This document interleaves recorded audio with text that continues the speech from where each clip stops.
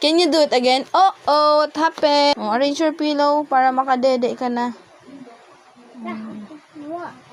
Okay. Okay. Isipla talaga ilalagay mo, no? Oh, careful. Ano? Sige, arrange mo ang pillow mo para makadede ka na. Para mabigyan na ng dede. Very good.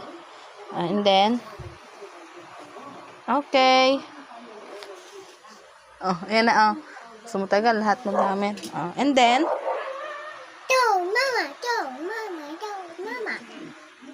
go, mama. Gawa ng milk mo. Galing mo talaga, ha? Cheer up mo pa talaga ako, ha? Okay. I'll go. Oh, I'll make you milk na. Here na po.